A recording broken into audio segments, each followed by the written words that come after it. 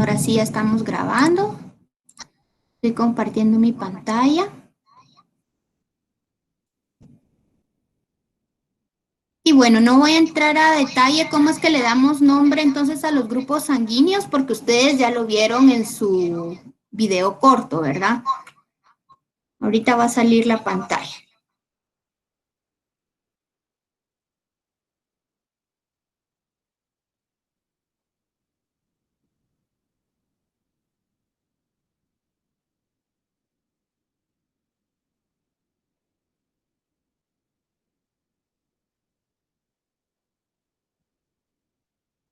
No se mira todavía, ¿verdad, chicos?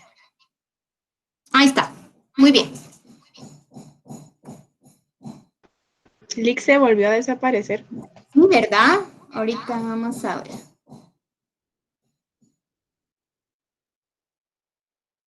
Voy a salir y voy a... Ahí está. Yo, ¡hala!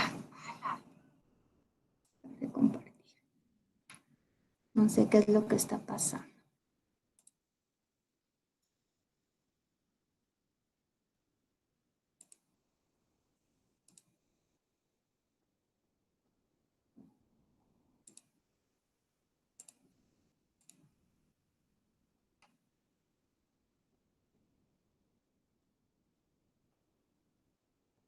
Muy bien, ahora sí.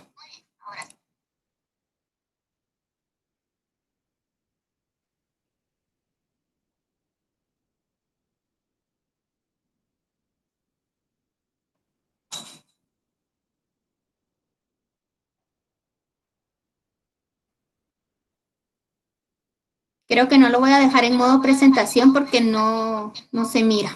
Lo voy a poner un poco más amplio. Tampoco tanto.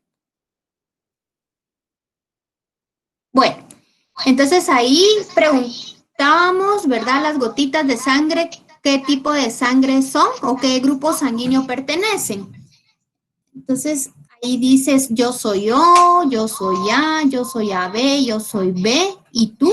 Aquí todos saben cuál es su grupo sanguíneo. Pónganme en el chat si lo saben. Solo sí o no. No qué grupos son. Ah, qué excelente que todos sepan. Ah, Luis no sabe. Ah, no, ¿quién? Alguien me escribió? Marilyn no sabe, Wendy no sabe, Luis no sabe, Damaris no sabe. Ok. Muy bien. Entonces, ¿se recuerdan que en el videíto decía de que en nuestros glóbulos rojos en la periferia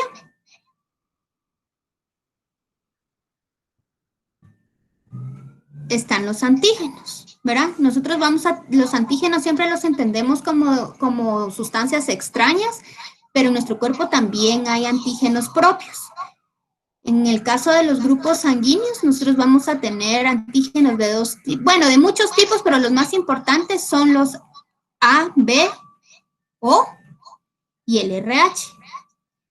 El O no significa que se llamen O, ahorita lo vamos a ver más adelante, sino que no tiene antígenos, pero es una forma como de clasificar a la sangre, ¿verdad? Son mecanismos de clasificación.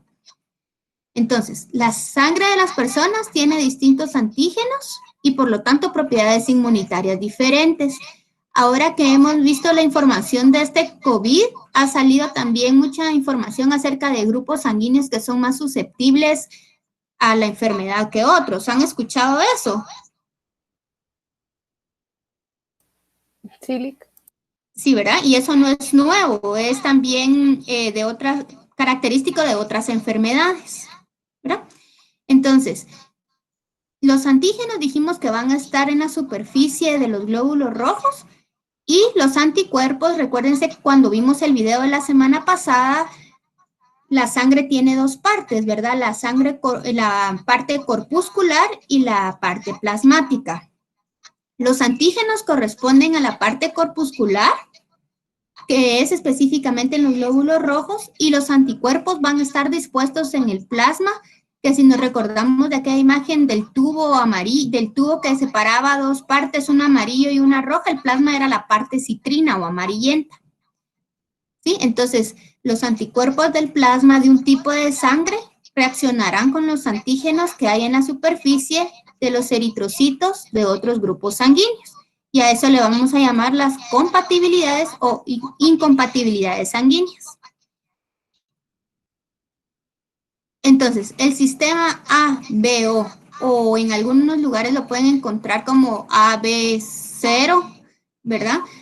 Va a ser un sistema que clasifica a los antígenos como tipo A, como tipo B, como tipo AB o como tipo C o tipo O. Antes de entrar a esta a ver cómo es que se clasifican y cómo estamos en las compatibilidades sanguíneas, tenemos que hablar de la aglutinación. La aglutinación es un proceso por el cual las células que están en suspensión en un líquido se agrupan entre sí por reacción a un antígeno del cual son portadoras en el anticuerpo correspondiente. Es decir, que vamos a lograr la aglutinación cuando nosotros mezclamos un antígeno y un anticuerpo que no son afines. Yo creo que ese es un concepto que ya han trabajado anteriormente. Creo que en bioquímica hacen algo de la sangre, si me pueden poner en el chat para recordarme. ¿Sí o no? Que hacen una identificación sanguínea en bioquímica.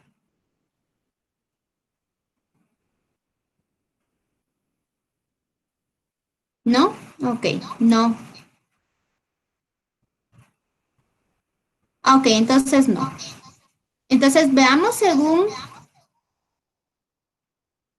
esta clasificación en A, B y O, ¿cómo es la distribución de los grupos sanguíneos a nivel mundial? Permítanme un segundo, voy a traer otros audífonos.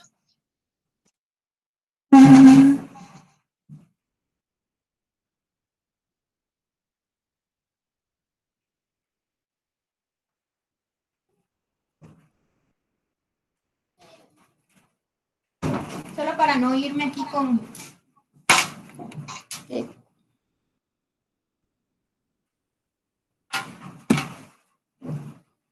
Muy bien. ¿Alguien que quiera abrir su micrófono y explicarme qué es lo que ven en esa gráfica? ¿Qué nos dice esa gráfica? Lix, si no estoy mal, la gráfica se referiría como al porcentaje de la población que tiene ese grupo sanguíneo. Ajá, muy bien. Y entonces, ¿qué podrías decir tú? Por ejemplo, miremos Rusia. Rusia, ¿cómo es su distribución de grupos sanguíneos? Rusia, bueno, creo que está bastante parejo como entre el tipo O y el A. Como que hay una menor cantidad de B y el grupo AB es como que bueno, pues no es tan raro como en otros países porque sí está como un porcentaje mayor, pero se puede decir que tal vez el predominante sea el O, aunque no estoy segura entre O y A. Sí.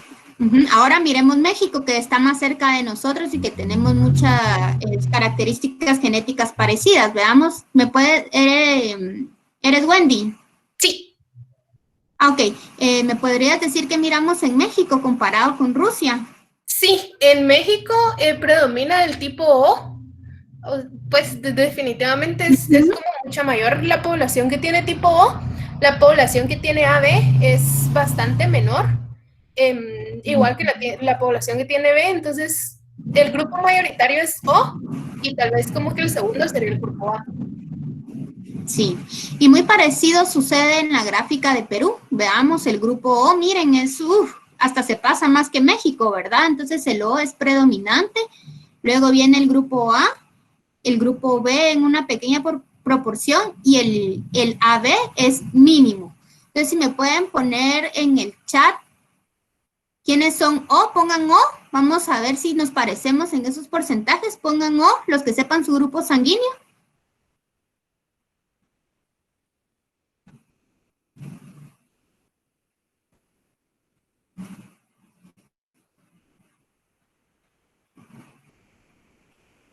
Bastantes. Ahora veamos si hay A por ahí perdidos. A, 3, 4, 5, 6, 7. Grupo B. Wendy. Solo Wendy es grupo B. ¿Y AB? Ninguno es AB. Imagínense, o sea que sí, en una muestra de 61 personas, básicamente el porcentaje fue muy parecido a lo que hemos visto. Entonces el predominante es el O, seguido del A, ¿verdad? El B y por último el AB sería el más difícil. Tenemos que recordar y siempre hacer la distinción que los anticuerpos van a estar en el plasma y los aglutinógenos o antígenos van a estar en los glóbulos rojos. Eso es muy importante cuando hablamos de transfusiones sanguíneas, porque cuando se transfunde sangre, se separa el plasma y se dejan solamente los glóbulos rojos. Entonces, por eso, digamos, los anticuerpos de una persona que está donando son eliminados, ¿verdad? Del paquete de glóbulos rojos que van a ser transfundidos. Eso es muy importante cuando vemos transfusiones sanguíneas. Pero ¿cómo es que se hace? Ah, bueno, entonces veamos acá. Este cuadro nos indica cómo son los antígenos de cada grupo y cómo se llaman los anticuerpos. Entonces, en la primera columna vemos el grupo A, va a tener antígenos tipo A, que son esas chibolitas rosadas que vemos, eso representa el antígeno en la superficie del glóbulo rojo, y van a haber anticuerpos anti-B en el plasma. Así se llaman los anticuerpos que están en el plasma de las personas que tienen sangre tipo A. Ahora, el grupo B va a tener antígenos B, ¿verdad? Como decía el videíto que les mandé. ¿Sí? ¿Mande? ¿Quién habla? Que no sé si es mi señal o su pantalla. Mirza, hola Mirza. Ajá. Que se va a la pantalla y regresa. No sé si es mi pantalla. Ajá. Yo creo que es la de todos. A mí pasa. también. Yo creo que estamos teniendo mala señal. Ah, entonces es la señal. Bueno, gracias. Sí, perdón. Ahorita, si quieren, me voy a salir y voy a intentar volverla a poner. Espérenme. Voy a dejar de compartir. Ha de ser mala señal porque No cuando tengo las pena, ponían... Esa Sí, es, seguro, ahora... Va, voy a intentar nuevamente. Gracias, Lick.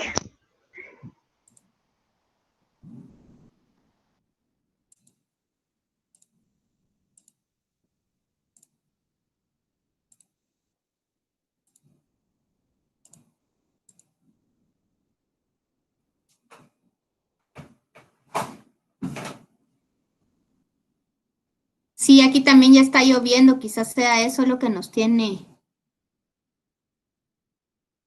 Aparentemente ahí ya estuvo, ¿verdad? Bueno, entonces íbamos por el grupo B. Ah, no, bueno. El grupo B tiene en su superficie antígenos B y en el plasma anticuerpos tipo A, o sea, anti-A. El grupo AB tiene antígenos A y tiene antígenos B, pero no tiene ningún anticuerpo. Esto es lógico porque si tuviéramos anticuerpos anti-A y anti-B, atacarían a los antígenos que están en el glóbulo rojo, ¿verdad? Y el grupo O grupo 0 no tiene antígenos, por eso es de que se le llama 0, ¿verdad? Y tiene anticuerpos anti-A y anti-B. ¿Estamos claros con eso? ¿Me ponen en el chat sí o no?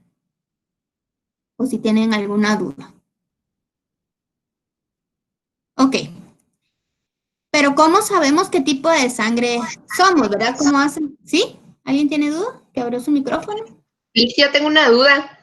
En la parte que dijo que para las transfusiones solo se pasaba el antígeno, mencionó, ¿verdad? Ah, continúa la pregunta. Entonces, mi pregunta es, ¿por qué no se pasan los anticuerpos si eso no podría ayudar a las personas? O sea, si tal vez la persona que donó tiene un anticuerpo contra otra enfermedad, eso no ayudaría a la persona que va a recibir. Por ejemplo, así como ahorita que dicen que para el COVID, si las personas que ya se recuperaron pueden donar la sangre, no es esa parte la que necesitan. Ah, sí, pero solo la plasmática. Entonces van a transfundir el plasma convaleciente. ¿Has escuchado la palabra plasma convaleciente? Sí, eso sí. No dicen el paquete de glóbulos rojos. Ajá, es diferente. O sea, es dependiendo de las necesidades de la persona, ¿verdad? Porque si se necesita el plasma, aquí lo que se necesita son los glóbulos rojos. En la transfusión, digamos, cuando hay pérdida sanguínea, ¿verdad? Lo que se necesita es, como recordate que el volumen, la volemia, dijimos que en su mayoría estaba constituida por glóbulos rojos. Entonces, por ejemplo, cuando hay una hemorragia, se pierde una gran cantidad de glóbulos rojos y tú lo que quieres reponer son esos glóbulos rojos que se han perdido. ¿Por qué? Porque esos llevan oxígeno, llevan nutrientes, ayudan a llevar nutrientes, el oxígeno a todos los tejidos.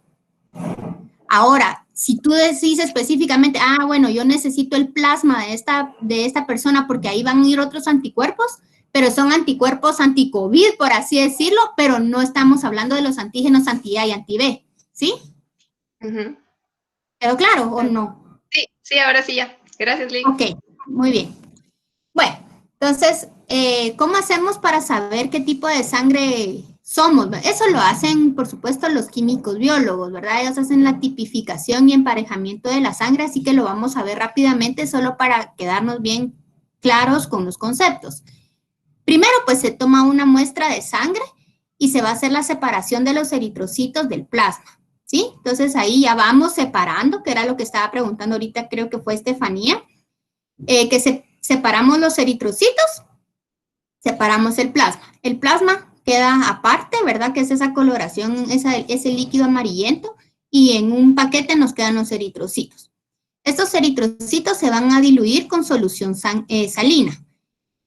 Cuando se diluyen, vamos a partirla en en varias partes, ¿verdad? Entonces, una parte de la muestra se va a mezclar con una parte de una aglutinina anti-A. Las aglutininas es lo mismo que los anticuerpos. Y la otra parte se va a mezclar con una aglutinina anti-B, ¿sí? ¿Qué va a pasar? El tipo O, como no tiene antígenos, por lo tanto, no va a reaccionar ni con la aglutinina anti-A ni anti-B. Si no aglutina, es decir, ahorita vamos a ver un dibujo para que vean cómo es la aglutinación, que son como una formación como de grumos en racimos, esa es la aglutinación antígeno-anticuerpo.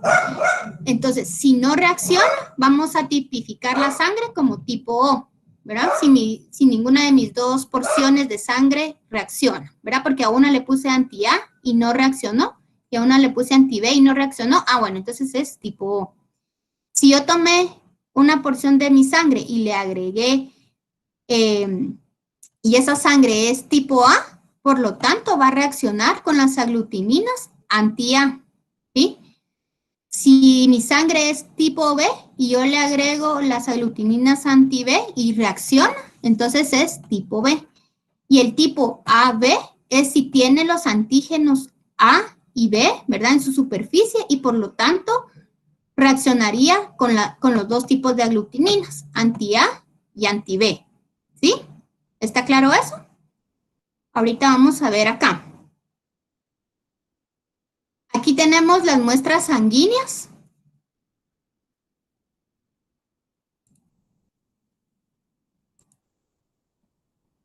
Entonces, en esta parte de acá son mis muestras, en la parte que estoy señalando. Y aquí son mis antisueros. Este grupo que está marcado aquí como O es mi grupo control.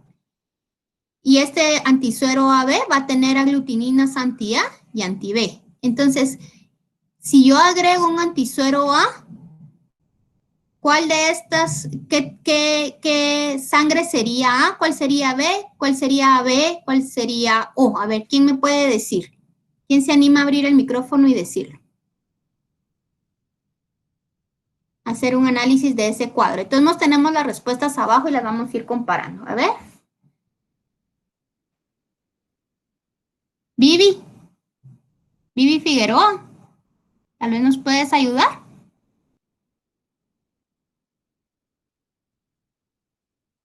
Está por ahí Vivi. Hola, pero no te oigo bien.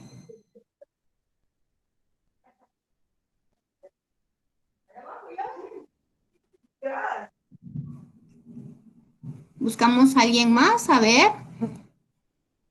Marilyn.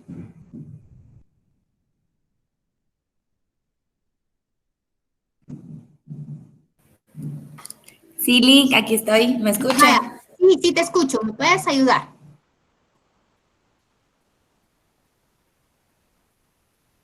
Eh, Veamos aquí, en esta vertical. ajá. Espérame, vamos a ver.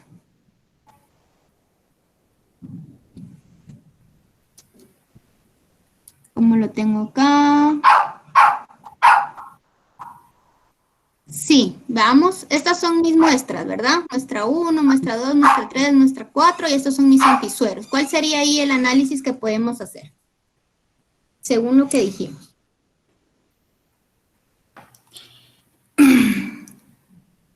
El segundo y el cuarto son AB. La 2 y la 4 tienen antígenos AB. Esta que estoy aquí señalando. Ajá, A. Es que se va la pantalla, Lick, pero sí es la... Sí, hombre, sí, ese es el problema, que no tenemos una buena señal.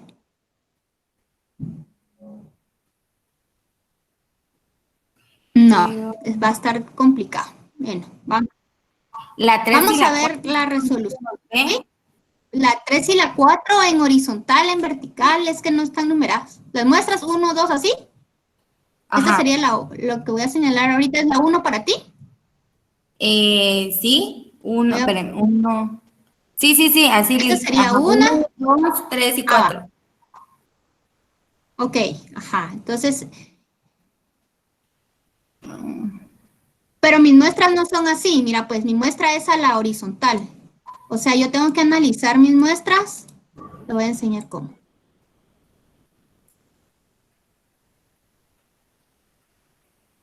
Esta es una muestra. Una gota de sangre de la misma muestra, una gota de la sangre de la misma muestra, una gota de la... Así. Y a esta le eché A, le eché B y le eché AB y no le puse nada. Y, ajá, este es el control. Así me tendrían que La quedar. que me señaló es el control. Esta de aquí abajo, este es el control, la que Este dice es O. el control. Ajá. Sí. Cuando yo a mi muestra de sangre en esta, ahorita que les voy a señalar,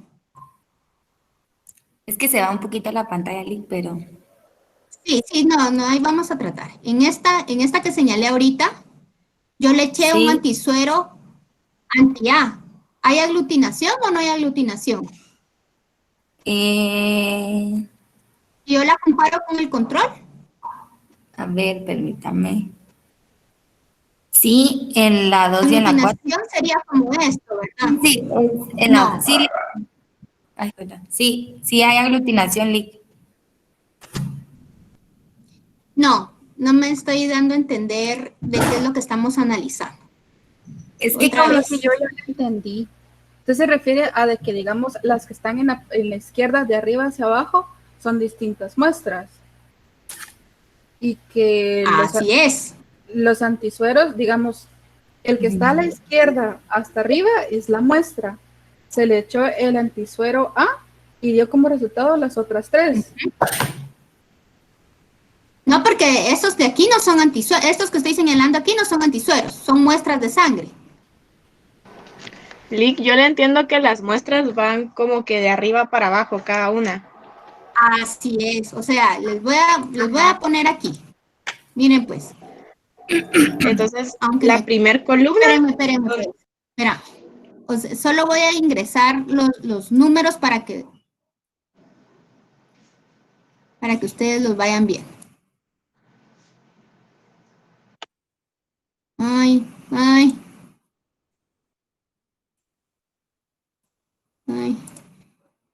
¿Quién estaba hablando? ¿Aileen? sí, Lick, aquí estoy. Haceme favor entonces en lo que, o sea, tú estamos claros de que todo esto que está con el espacio es una misma muestra.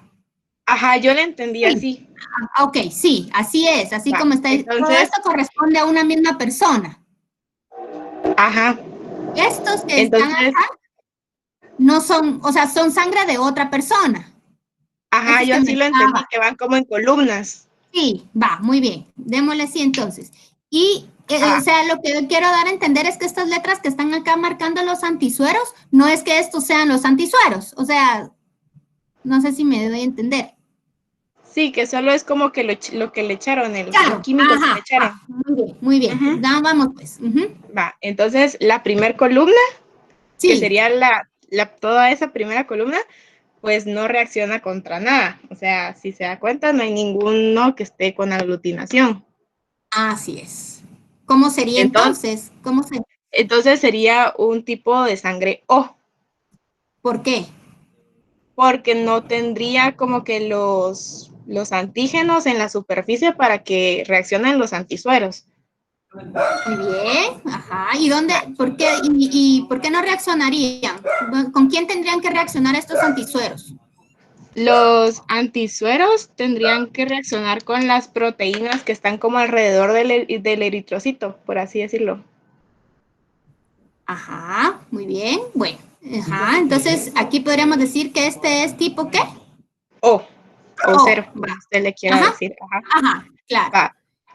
En La la segunda siguiente, muestra. Ujú. la segunda reacciona con A y con AB, pero como no Entonces, reacciona con B, entonces es solo A, porque si no también reaccionaría con la B, si fuera AB. muy bien. Ajá, vamos entendiendo. Todos los demás siguen ahí. Pónganme en el chat si lo van siguiendo y si van entendiendo.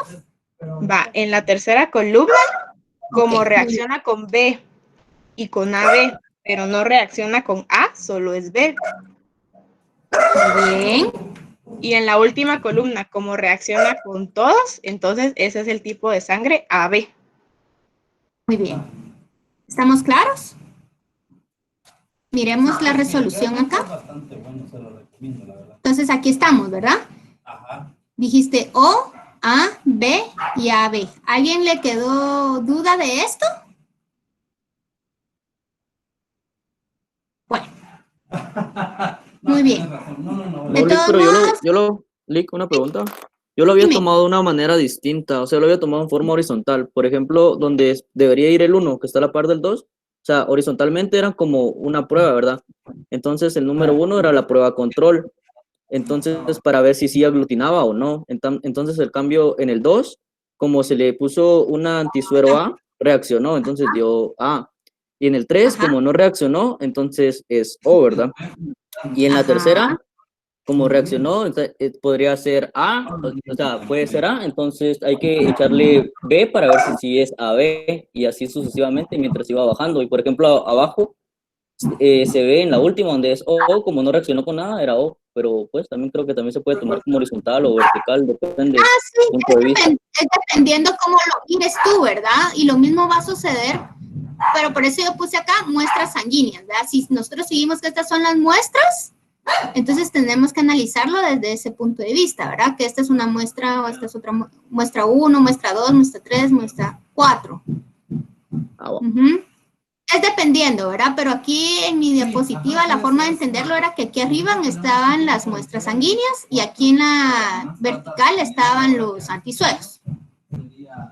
Y lo mismo va a suceder cuando veamos el ejercicio de compatibilidad que vamos a ver en un ratito. Bueno, entonces ahí está el resultado. Y ahora vamos a ver cómo es que se forman las aglutininas, es decir, los anticuerpos. Nosotros ya tenemos marcados, ¿verdad? Desde que estamos en el vientre, qué tipo de sangre vamos a hacer. Y entonces ya tenemos antígenos específicos, ¿verdad? Pero se van a empezar a desarrollar con cantidades pequeñas de antígenos del tipo A y B que pueden entrar a través de la comida, de bacterias y otras formas.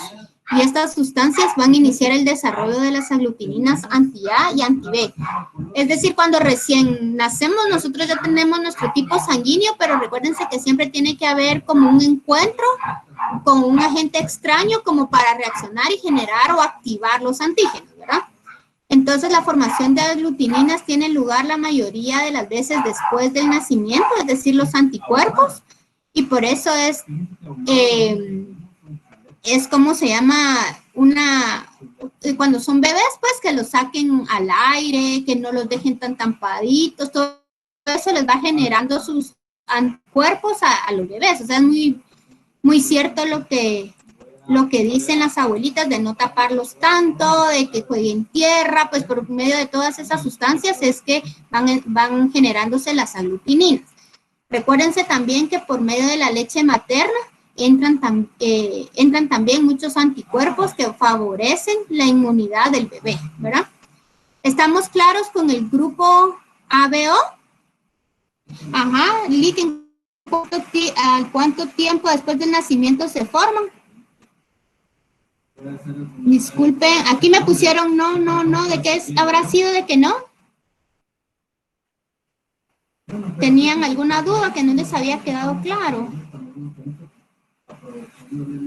Ah, de que no tienen dudas. Ah, perfecto. Y Mirza pregunta cuánto después del nacimiento se forman. Eso es a los días y se van fortaleciendo a los meses del nacimiento del bebé, ¿verdad? Conforme, por eso la leche materna es muy importante porque ahí van a ir anticuerpos. Uh-huh. Entonces ahora tenemos, ¿sí? Dime. Yo tengo una duda, es que me recuerdo que aquí nos mencionaron que a veces la sangre del bebé no es compatible con la de la mamá, pero yo no me recuerdo que no entendí bien. Fíjate que no te entiendo bien, no sé si tu micro está muy bajito o tú estás muy pegada al micro. Que en Yoki nos dijeron que a veces la sangre del bebé no es compatible con la de la mamá cuando está embarazada. Ah, sí. Y eso pero eso es... Ahorita lo vamos a ver. Eso no corresponde a los grupos ABO, sino corresponde al grupo sanguíneo RH, ¿sí? El grupo sanguíneo RH son otro tipo de antígenos que tienen los glóbulos rojos en su superficie. Denme un segundo, voy a cerrar mi puerta.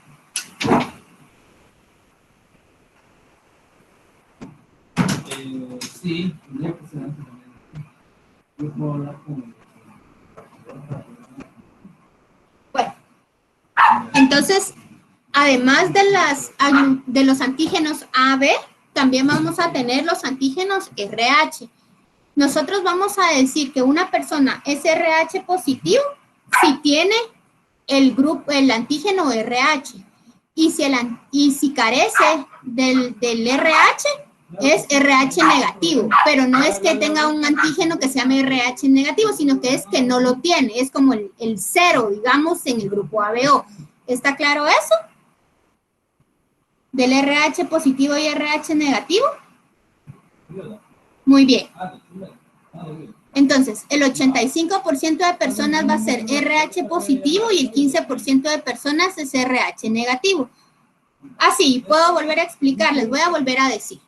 Entonces, además de la tipificación AB, nosotros también tenemos otro tipo de antígenos en la superficie ¿cómo se llama? De nuestros glóbulos rojos que se llaman RH.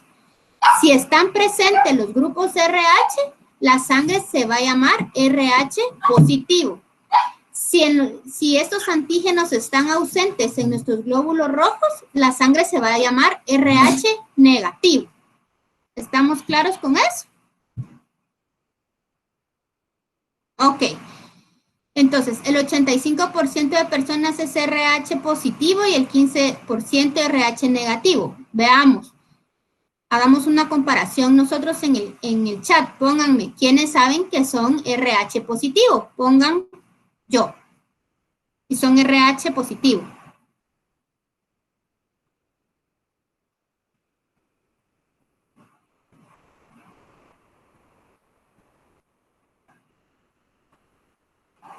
¿Y hay algún RH negativo?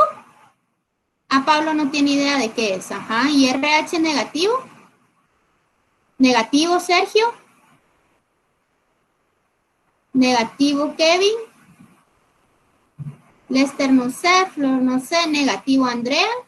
Entonces, si vemos, yo aquí conté 3 negativos y todos los demás pusieron que eran positivos. Entonces, sí cumplimos en una muestra de 61% lo que dice la teoría, ¿verdad? De que el 85% es positivo y el 15% es negativo.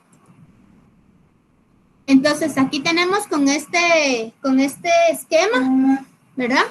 El tipo sanguíneo RH, para reforzar lo que estamos hablando, va a tener aglutinógenos o antígenos RH en su superficie, ¿sí? Y si los tiene, se llama RH positivo. No va a tener ningún antígeno en el ¿cómo se llama? Ningún anticuerpo en el plasma. Y los RH negativos no tienen aglutinógenos RH en su superficie y sí tienen anticuerpos RH. ¿Estamos bien con eso? Creo que queda más claro viendo ya el dibujo, ¿verdad? Entonces dice, la transfusión de un RH positivo a un RH negativo induce a la formación de anticuerpos. Y esto lo vamos a ver también en un ratito. Entonces vamos a decir, de RH positivo a positivo, sí se puede hacer una transfusión, sí son compatibles. De negativo a negativo, pues por supuesto, porque ninguno de los dos va a tener antígenos en su superficie. De RH negativo a RH positivo, también se puede hacer la transfusión. Y de RH positivo a RH negativo no se puede hacer no puede ser una compatibilidad sanguínea. ¿Alguien me quiere explicar por qué esta última parte de RH positivo a RH negativo no? Que abra su micrófono. Porque entonces los anticuerpos de los negativos empezarían a atacar a los eritrocitos de la transfusión y pues se nos muere el paciente. Muy bien. Entonces esa es la respuesta. Hablando de lo que nos preguntaba anteriormente, creo que fue Andrea, si reconocí su voz, no sé, que hablaba sobre que algunos bebés y la mamá podrían presentar algunas incompatibilidades. Entonces sí, es correcto, ¿verdad? Ese estado se llama una patología que recibe el nombre de eritroblastosis fetal o enfermedad hemolítica del recién nacido. Esto se va a caracterizar por la aglutinación y por la fagocitosis de los eritrocitos del feto. El feto va a ser RH positivo y la madre va a ser RH negativo. Entonces vamos a ver más claro con este dibujo. Entonces dice, aquí tenemos a la madre que tiene RH negativo, ¿verdad? Vemos a la mamá en su sangre, va a tener glóbulos rojos RH negativo. Y el bebé va a tener RH positivo. Entonces, como resultado, ¿verdad? La madre va a producir aglutininas anti-RH por la exposición al antígeno RH del feto. Ella no tiene los antígenos, ¿verdad? Y el bebé sí tiene antígenos. Entonces, la madre va a empezar a producir aglutininas anti-RH. Como las sangres van mezcladas entre la madre y el bebé, la sangre puede difundir, ¿verdad? Las aglutininas de la madre pueden difundir al feto y aglutinar a los eritrocitos del bebé. Entonces, un primer embarazo no es tan, digamos, tan fuerte la reacción de la eritroblastosis fetal. Sin embargo, un segundo y un tercer embarazo sí pueden ser mucho más perjudiciales porque la mamá se queda generando aglutininas anti-RH, ¿sí? Porque toma tiempo para una mayor formación de estos anticuerpos. ¿Está claro esto? Yo ahorita le mando su postado, ¿yo? Le agradezco muchísimo. Sí, dos sí, los demás no. ¿No quedó claro? Ok. ¿Cuál es el cuadro clínico de esta patología? Primero que esto es al bebé, ¿verdad? No es a la mamá, porque se están creando aquí antígenos que van a ir a atacar al anticuerpo, ¿verdad? Hay aglutinación. Entonces, ¿qué va a pasar? Va a haber ictericia, que es aumento de la bilirrubina. Va a haber anemia, porque va a haber rompimiento de los glóbulos rojos. Va a haber hígado y vaso aumentado de tamaño, y esto lo vamos a ver ahorita en sistema inmune, porque es que estos órganos son importantes en la inmunidad. Puede haber un deterioro mental permanente en el bebé y van a haber lesiones motoras en distintas áreas del cerebro. ¿Cómo podemos saber o hacer una predicción? Pues es esto, ¿verdad? El factor RH del padre, de la madre.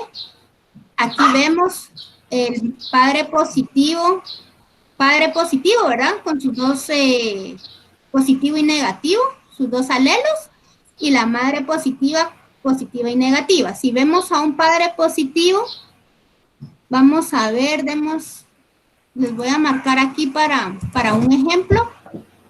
¿Alguien pueden ¿cómo se llama? Apagar su micro. No sé quién lo tiene encendido.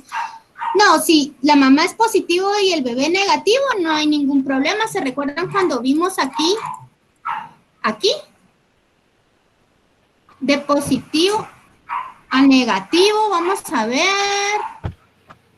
Aquí estamos hablando que la mamá es positiva, pero la mamá es positiva, no tiene anticuerpos. Y si el bebé es negativo, todavía no ha formado sus anticuerpos. Entonces no hay problema. Bueno, entonces vamos a ver si aquí puedo marcarles.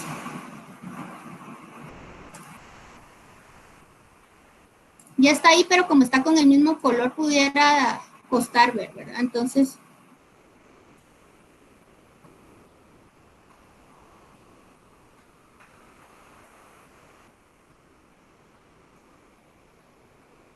aquí el papá positivo y la madre es positiva, el hijo va a ser positivo, ¿sí?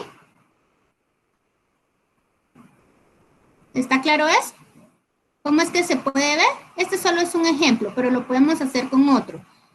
Si el papá es positivo, siempre el más fuerte es el positivo, el RH positivo, y la mamá es negativo, entonces el hijo va a ser un RH positivo también. ¿Estamos claros? Muy bien. ¿Qué consideraciones debemos de tener ante la eritroblastosis fetal? Es que hay una prueba que se llama la prueba de Coombs, que determina la cantidad de anticuerpos circulando en la madre. Puede hacerse también un ultrasonido que detecta el agrandamiento del vaso o del hígado o corazón del bebé. Entonces ya se puede ir viendo si está reaccionando contra los anticuerpos. Y cuando se descubre, digamos, en el inicio del embarazo que se presentara este tipo de aglutinación, se pueden colocar 2 inyecciones de globulina a las 28 semanas de embarazo y 72 horas después del embarazo. La globulina destruye rápidamente los eritrocitos del bebé que hayan entrado a la circulación de la madre para que esto no genere anticuerpos, y es así entonces como se detiene la aglutinación. ¿Estamos claros? Pasamos ahorita a la sección de dudas o preguntas, ¿no? Muy bien, entonces saquen su ejercicio de compatibilidad sanguínea. Si lo tienen ahí o lo van a trabajar en su compu, a mí se me hace más fácil trabajarlo en ¿cómo se llama? En papel, pero no sé. ¿Ya están listos? ¿Lo tienen ahí? Lo vamos a trabajar.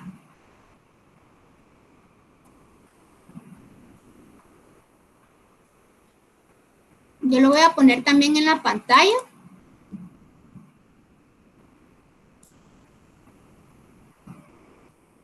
Ahorita se los pongo.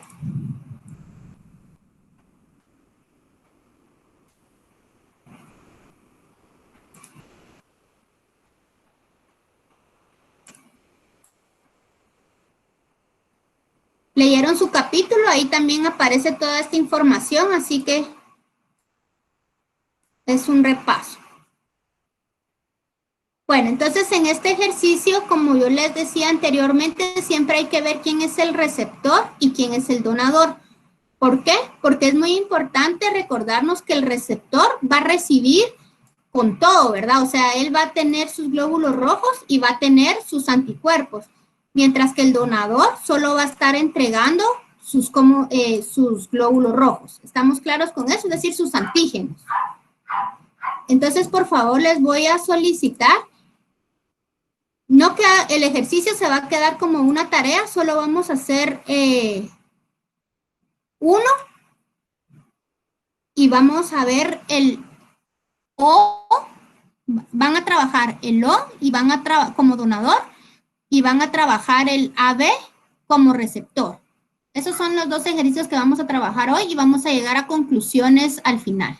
¿Está claro? Entonces van a trabajar el O positivo, perdón, el O negativo, por favor. O negativo, ahí no lo miro bien. O negativo. Y el AB negativo.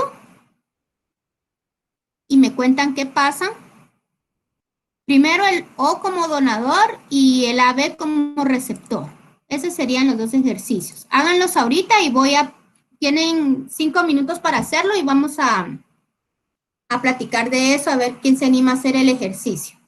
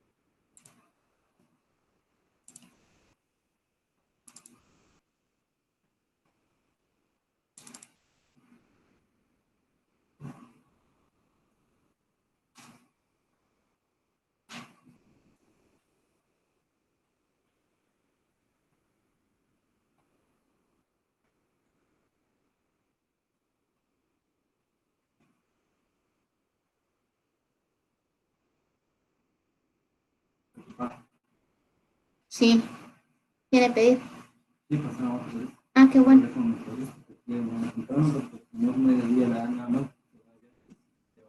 Hay bastante. Yo 2 libras de culote y 2 libras de vida. Pero no sé si ir a depositar ahorita de una vez. Pues espero a ver si cae otro.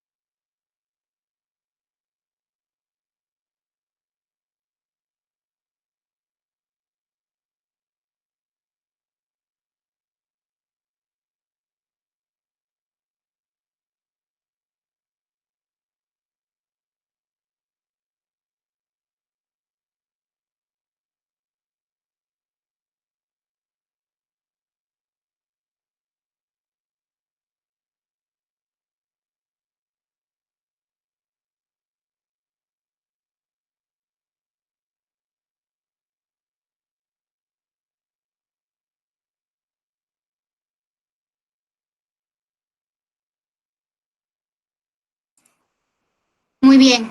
¿Terminaron? Pongan en el chat si ya terminaron, por favor.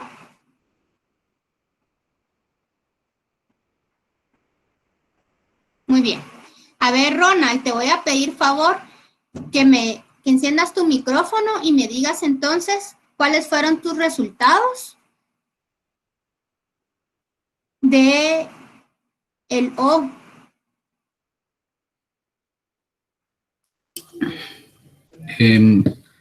Bueno, ¿sí se escucha? Sí. No.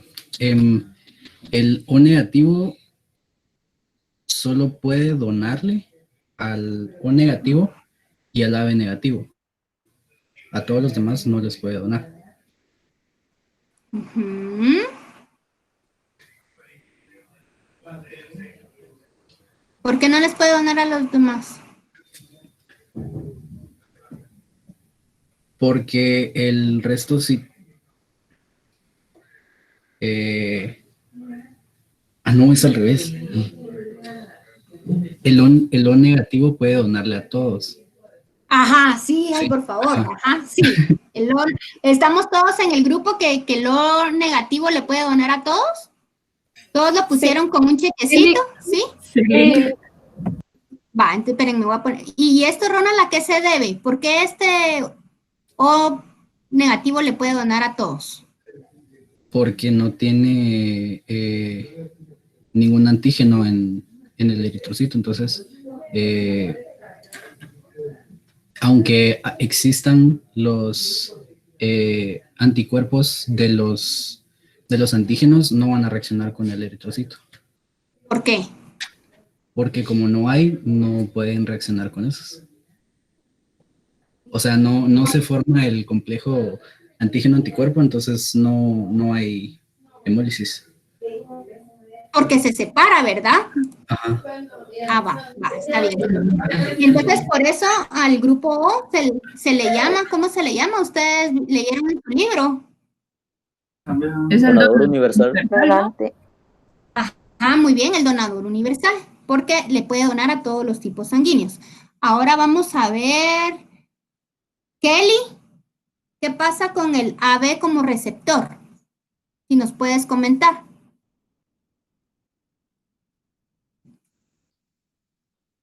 Kelly, ¿estás ahí?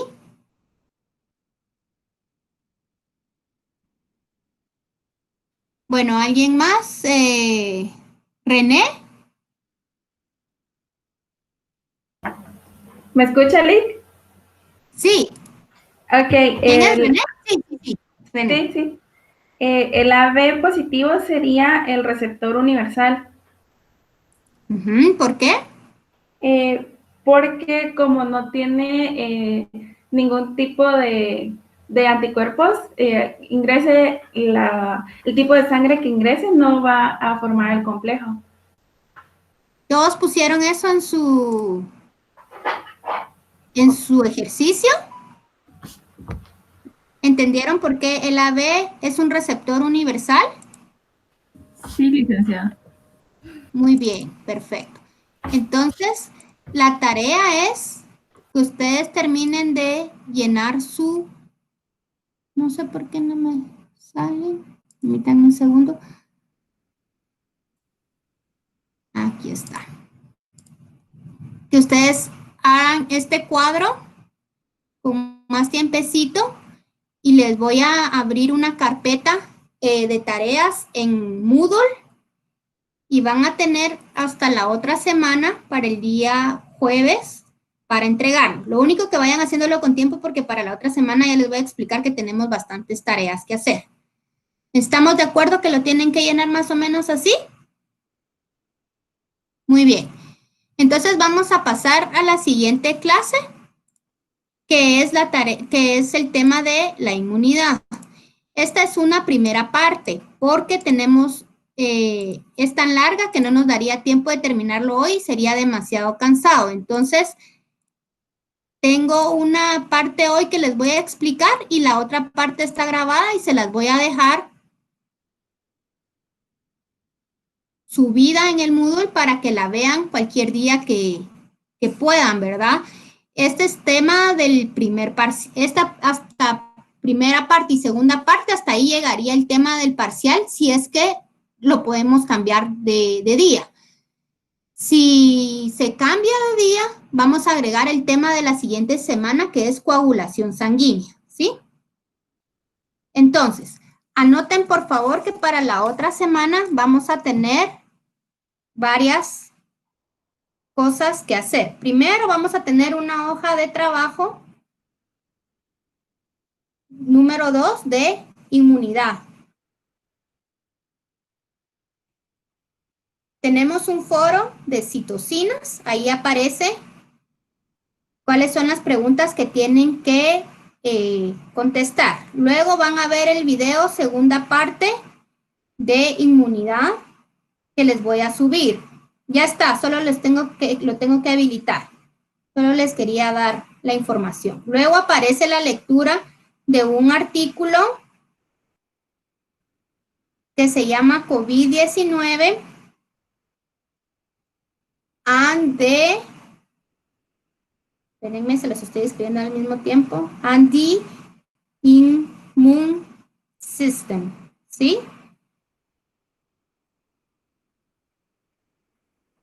Esas son las tareas y, por supuesto, la tarea de las compatibilidades.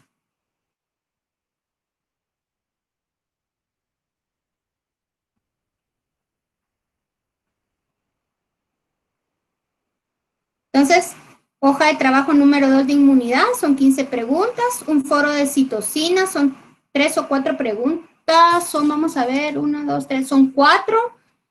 Tienen que ver el video de la segunda parte de inmunidad y leer la lectura de este artículo que les subí también. Es en inglés, pero es fácil de llevar la lectura y subir la tarea de incompatibilidad. ¿Estamos claros?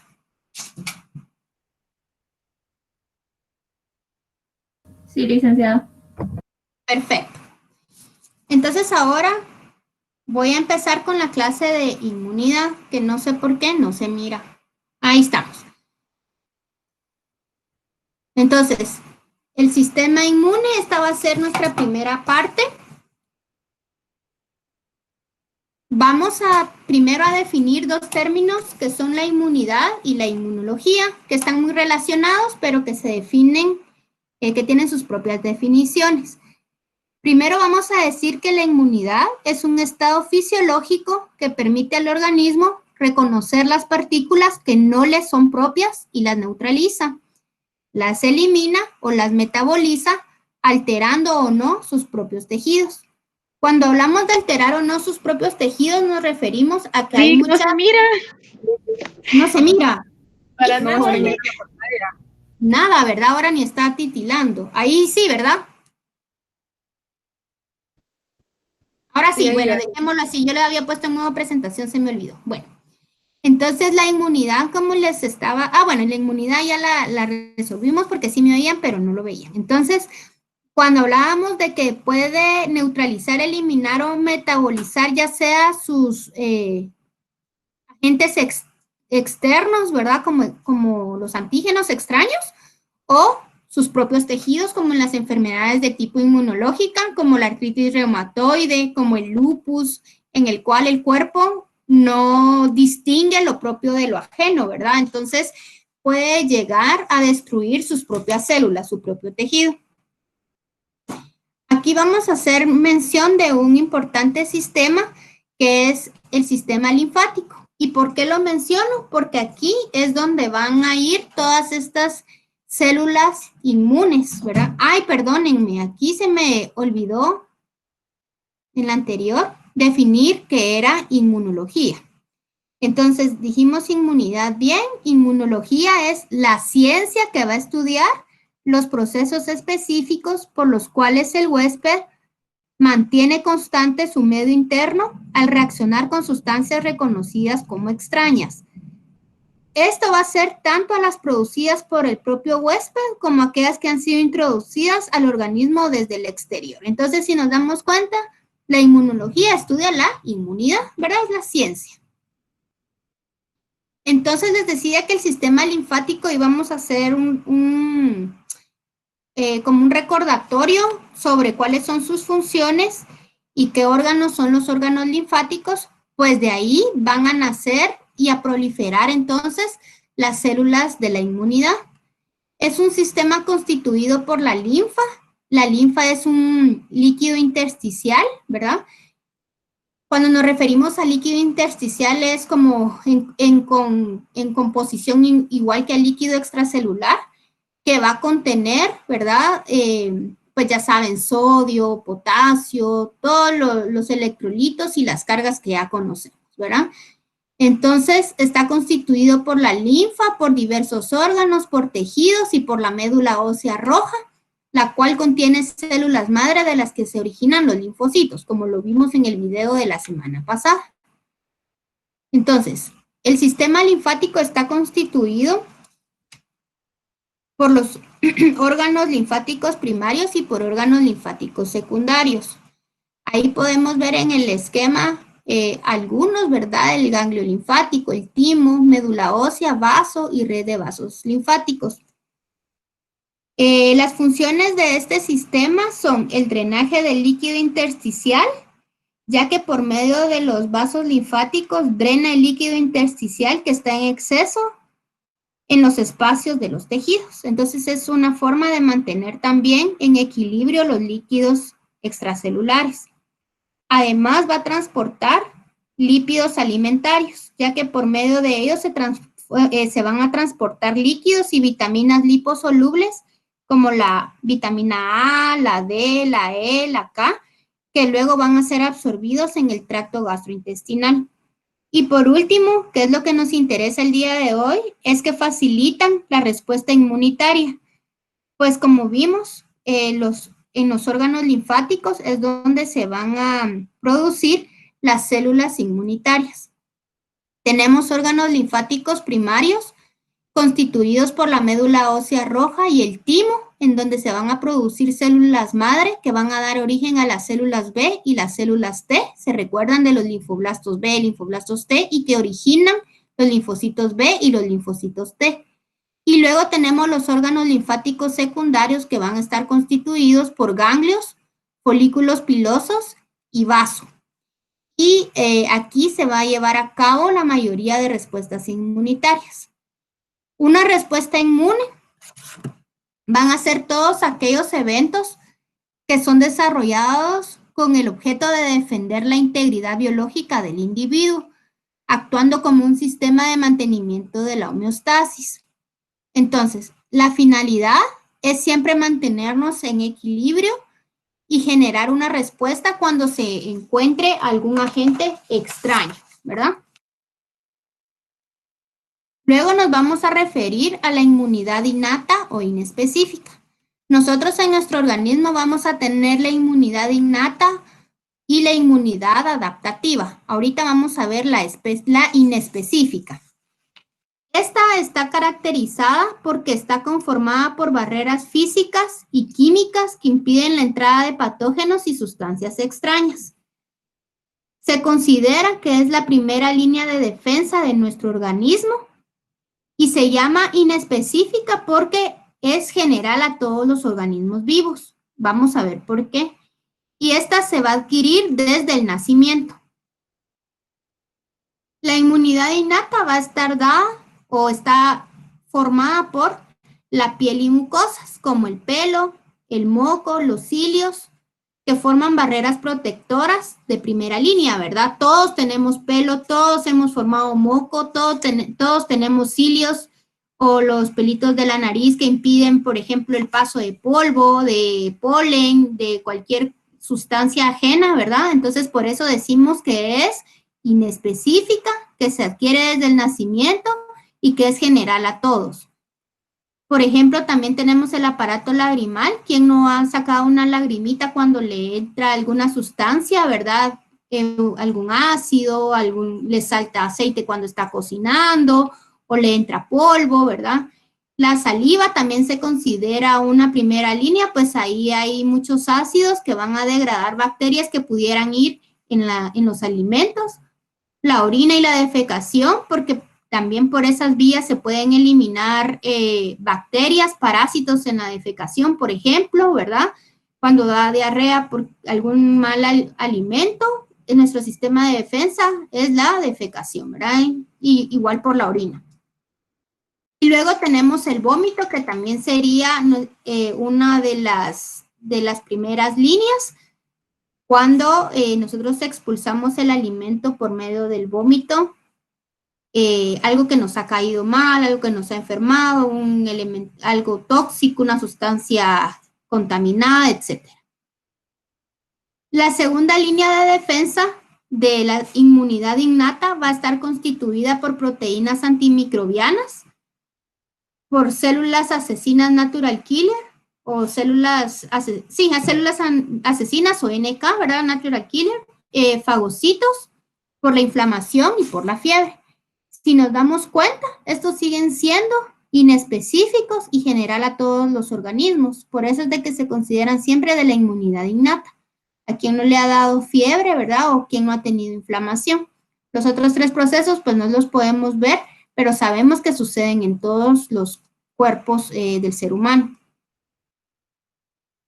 Vamos a ver más específicamente las proteínas antimicrobianas que van a inhibir la proliferación microbiana.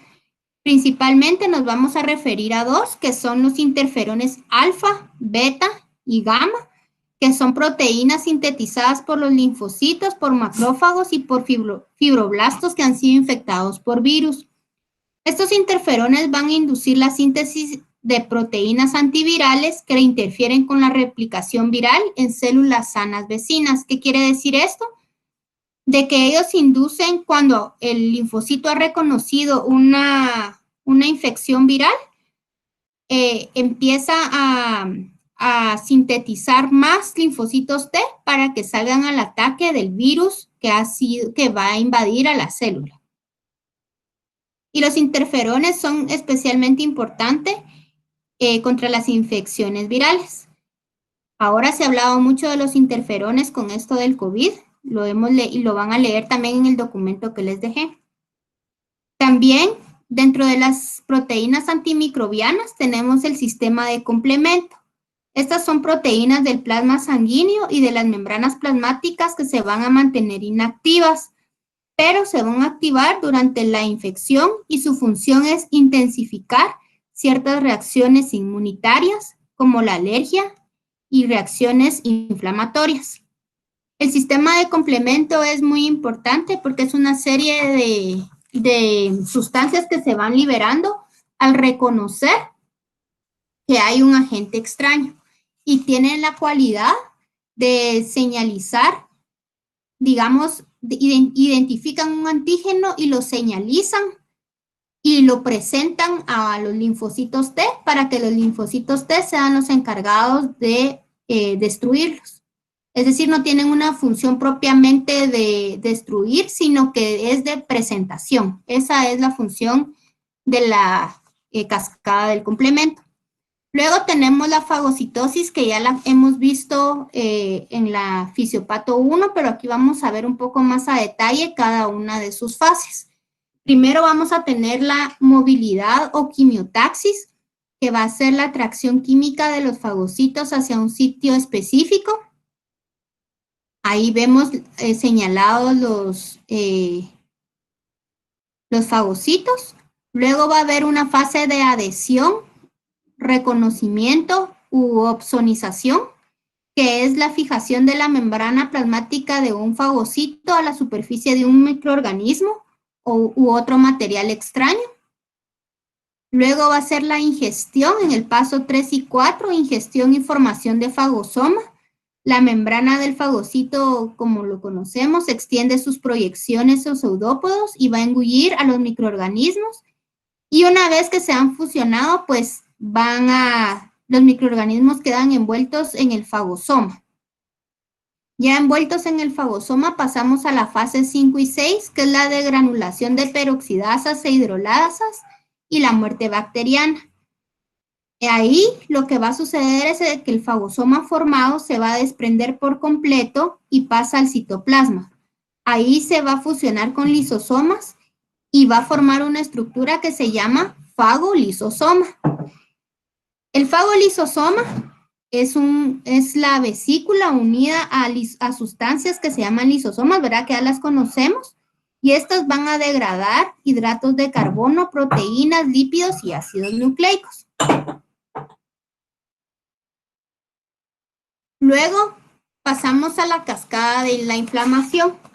La inflamación también es de la primera línea, ¿verdad? De nuestro organismo, es de la segunda línea, perdón, de la inmunidad innata, que está conformada por estos 5 cuadros, 5 signos que son el enrojecimiento, la hinchazón, el calor, el dolor y en algunos casos más extremos puede haber pérdida de la función. ¿Qué quiere decir? Que un órgano que ha sido inflamado pierde su funcionalidad, pierde su fisiología. Es decir, ya no es capaz de producir sus funciones normales. Esto puede ser, la inflamación puede ser provocada por células que resultan dañadas por los microorganismos o agentes físicos o químicos que inician la respuesta defensiva. Entonces, aquí no solo nos referimos a bacterias y virus, sino a cualquier agente externo. El calor, algún ácido que nos cae en la mano, si nos lastimamos o nos pinchamos con una espina, ¿verdad? La inflamación es a cualquier antígeno. Entonces, en la cascada de inflamación vamos a tener en primer lugar, vamos a empezar desde acá arriba donde dice liberación de histaminas, cininas, prostaglandinas, leucotrienos y sustancias constrictoras. ¿Qué es lo que sucede? Que esto va a permitir, toda esta liberación de sustancias permite que la sangre fluya más rápidamente hacia el área lesionada. Con la fluidez de la sangre, ustedes saben que van todas las células sanguíneas y principalmente, pues lo que nos interesa ahora, que son los fagocitos. Entonces va a haber una vasodilatación y va a haber aumento de la permeabilidad. Vamos en este paso en verde, ¿sí? Y entonces la médula ósea roja empieza a producir más leucocitos. Con las células madre pluripotenciales detectan que se necesitan más leucocitos y empieza a haber una proliferación. Va a haber migración de fagocitos. Esta migración de fagocitos se lleva a cabo en días o semanas, dependiendo de qué tan grave sea la lesión. Y luego pasamos a la reparación tisular, es la reparación del tejido, ¿verdad? Tejido que ha sido dañado. Ese tejido dañado pues se recupera con las fases que ya vimos el semestre pasado de la recuperación de tejidos, se recuerdan, ¿verdad?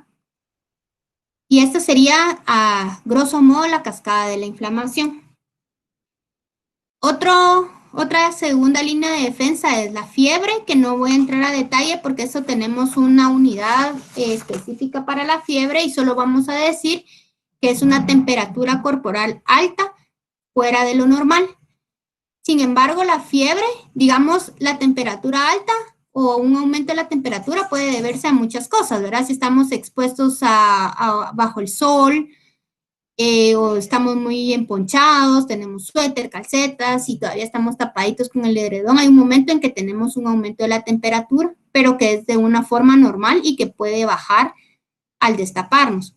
Sin embargo, la fiebre va acompañada de otro cuadro clínico como son los escalofríos, el enrojecimiento, la sudoración, etc.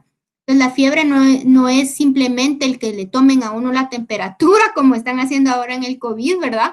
Sino que es un cuadro clínico que incluso uno puede identificar y decir, me siento afiebrado, ¿verdad? ¿Cuántos hemos dicho eso? Incluso sin que el termómetro aún marque una temperatura alta, nuestro cuerpo ya está reaccionando con enrojecimiento, con temblores, con sudoración, con vasodilatación de las mejillas. Por ejemplo, tenemos los cachetitos rojos y todavía nuestro termómetro no pudiera marcar una temperatura alta. Se produce por la inducción en la liberación de interleucina 1, intensifica los efectos de los interferones que ya vimos anteriormente, inhibe la proliferación de microorganismos y acelera las reacciones corporales porque aumenta el metabolismo celular, ¿sí? Ahora pasamos a la inmunidad específica o adquirida. Esta tiene las características de que es nuestra segunda línea de defensa, ¿verdad? Ya que se han pasado todas las barreras, primero el tejido, el moco, los cilios, se pasaron esas barreras, no pudimos contra ellos. Pasamos a la segunda línea de la inmunidad innata, que son los interferones, el sistema de complemento, los macrófagos, y tampoco pudimos detener el crecimiento bacteriano o el crecimiento viral, etc. Entonces pasamos a la inmunidad específica o adquirida, que se activa cuando los patógenos logran vencer la inmunidad innata y lo importante de esta es que es propia de cada individuo. Cada individuo desarrolla su inmunidad específica de forma diferente. Se desarrolla a través del tiempo, no es inmediata. También es importante que tiene propiedad de memoria, porque un segundo encuentro con el antígeno, con el mismo antígeno, ya ha generado linfocitos B y linfocitos T, que reconocen entonces ese encuentro y es más fácil el ataque. Las vacunas están basadas en la inmunidad específica. Se activa 5 o 6 días después del encuentro con el antígeno, porque ya se lograron atravesar todas las barreras de la inmunidad innata y reconoce y elimina de manera selectiva los microorganismos y moléculas extrañas específicas a lo que le vamos a llamar antígenos, ¿verdad? ¿Estamos claros hasta aquí?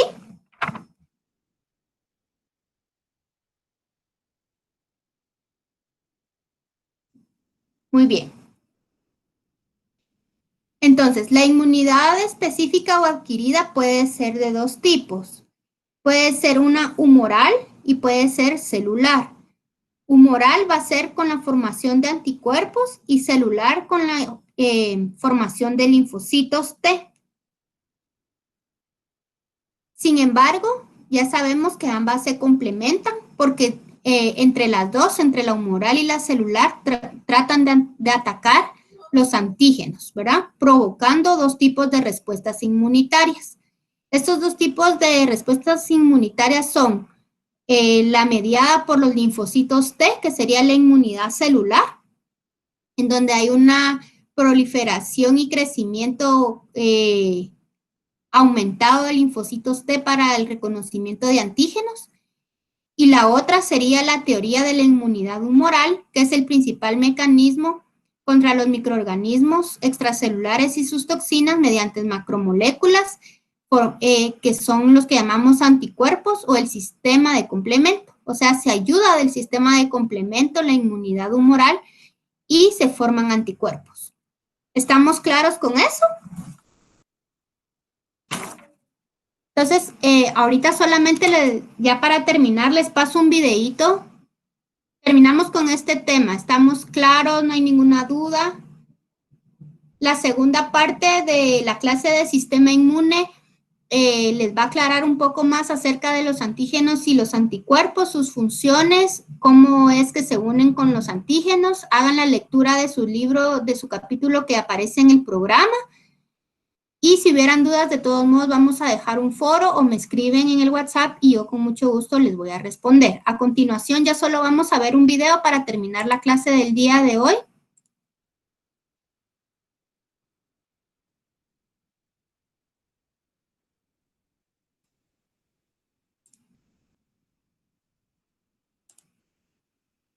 Vamos a ver si logran oír. Ustedes me cuentan en el chat. Va en inglés, pero creo que podemos entender muy bien, digamos, lo que está ocurriendo.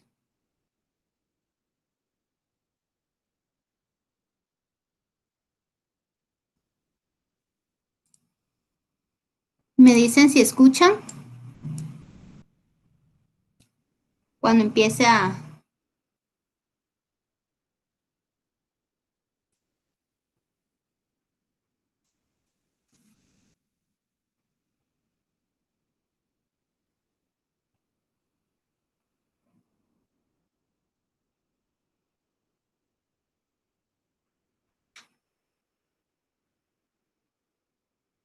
No miro que esté cargando, ¿verdad?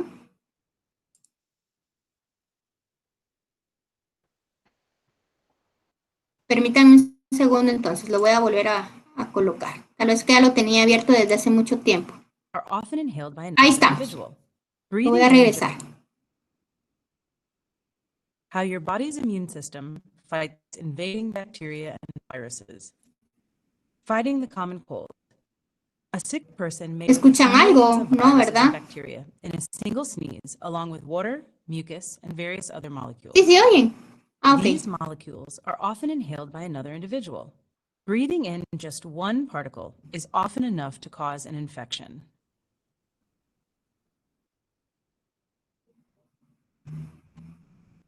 The first line of defense consists of barriers to foreign substances. These barriers include skin, mucous membranes, and mucus itself. Much of the inside of the nasal cavity is lined with mucus. Its function is to trap foreign particles before they enter the lungs. Some pathogens are able to permeate the physical barriers. If this happens, large cells called macrophages may engulf and eliminate certain pathogens. This engulfing process is called phagocytosis, and it kills this bacterial pathogen. In this case, the viral pathogen escaped phagocytosis by the macrophage. The virus binds to receptors on certain nasal cells. Part of the virus enters the cell. This often triggers an inflammatory response, which can cause swelling and a runny nose. Cold virus genetic material is able to tell the cell to make more virus particles.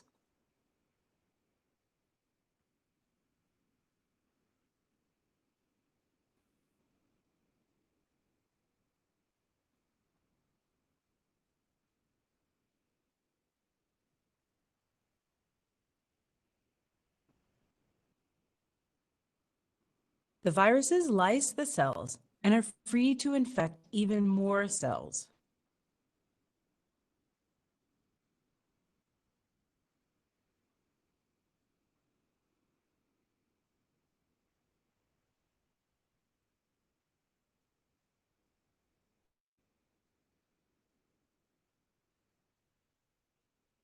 How does the body react once some of its cells have become factories for the cold virus?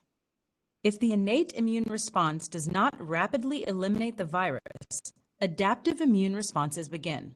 The immune system uses several lines of defense against the virus.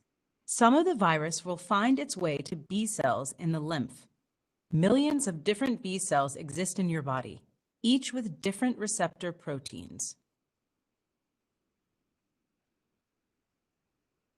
A small number of these cells bear the receptors needed to attach to this particular cold virus. When the virus binds to the B cell receptor, the B cell engulfs the virus into a lysosome within the cell. Enzymes in the lysosome are used to digest the virus.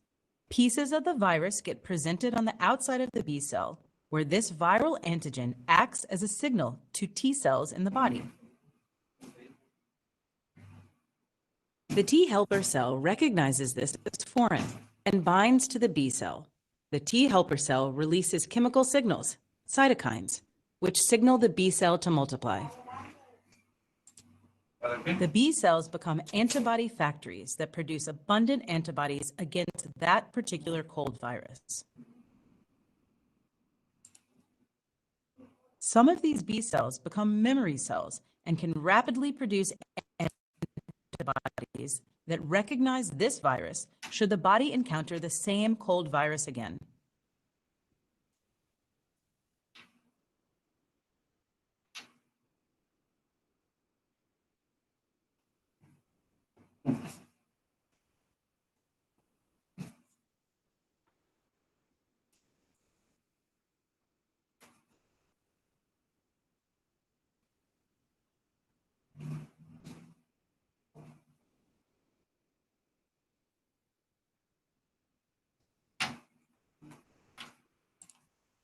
Muy bien.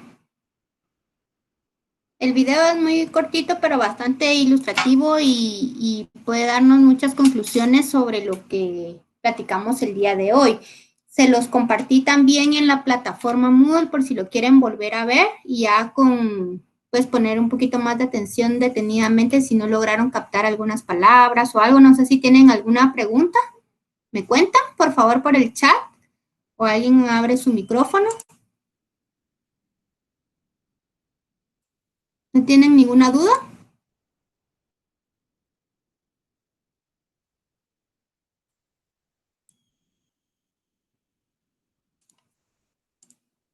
No, muy bien. Entonces, por favor, les mando por esta vía el forms para que, ¿cómo se llama?, llenen su asistencia el día de hoy. Y con esto terminamos. ¿Les quedó claro las tareas que hay que hacer para la próxima semana?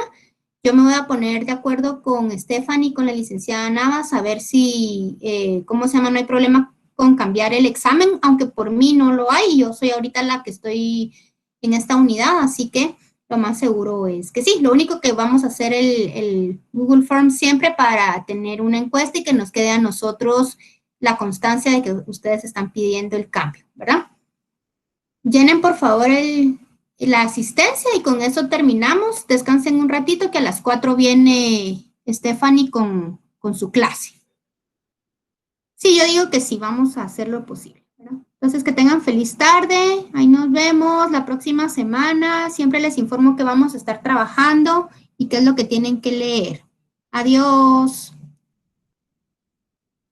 Feliz tarde, adiós, adiós chicos.